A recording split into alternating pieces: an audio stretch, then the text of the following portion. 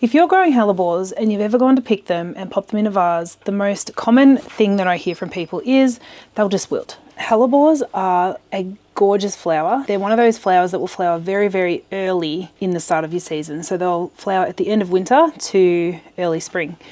There's beautiful colours, there's variety in the foliage colours, and they are actually really beautiful as a cut flower.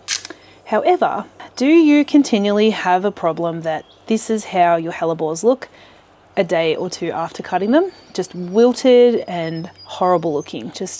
They're looking like they definitely were never made for a vase. There are some very specific tricks with picking hellebores that will ensure they last in a vase. They will last for weeks.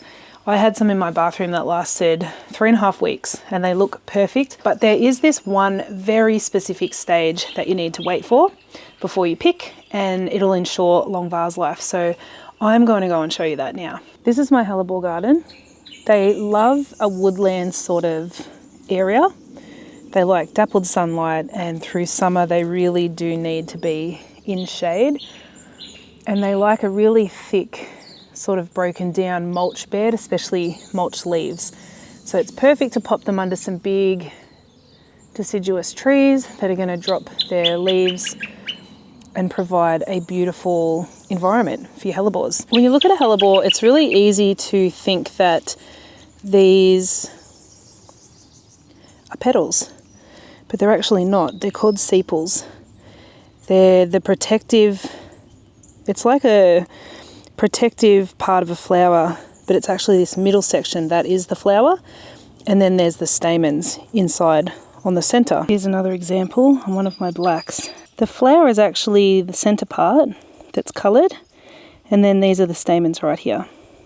It can be really tempting to want to pick your hellebores early in the season because we've just gone through winter, and sometimes they'll even come up in the snow. We don't get snow here, but I hear that they do. And you know, you want that color and you want the fresh flowers back in your life, but try and hold off on that. This flower that I just showed you, the black one with those stamens in the middle, if you pick that, it's just going to wilt. The key to picking a hellebore and having it last in a vase for a very long time is to make sure those stamens have already fallen out and the seed pod is starting to develop. That will give you a very, very long vase life. And of course, the longer you leave it, the sturdier it's going to be.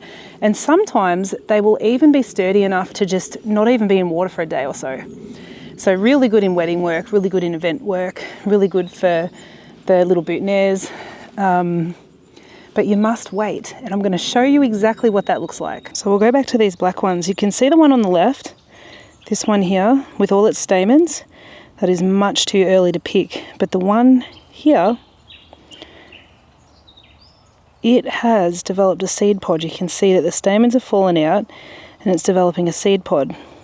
Here is another example. You can see the stamens here and you can see the seed pods here. Any of the flowers that have the seed pod are going to hold up in a vase for you. The other thing to note about hellebores is the stem length varies. I've got really, really long stem length on my hellebores. You can see how long that is. If you can go and look at the plant and have a look at the stem length itself, that's the absolute best sure bet that you're going to get nice long stems. Otherwise, just buy from a really good breeder. I'll put where I buy mine from down in the description, which will only be good if you're in Australia. But yeah, it can be a little bit hit and miss. I actually really love hellebores that much. I'm slowly just filling in this space with more and more and more colours. I've got lots of little tiny plants in there now. If you need to use the flowers a little bit sooner before you think they're ready, use a very sharp knife rather than flower snips. The flower snips crush the stem a little bit and it can stop their uptake of water, but use a very sharp knife to cut through the stem, and then you can cut a little slit in the stem just so it can suck up the water a little bit more. You're increasing the surface area of the cut essentially. So I hope that helps. I'm going to now pick some of my, well, I say favourite flower every time I talk about a flower, but I'm going to go and pick one of my favourite flowers and put them in a vase and replace the one that I had to droop down so that you could see how bad it looks when you pick them at the wrong stage. Okay, go out and enjoy gardening. Bye.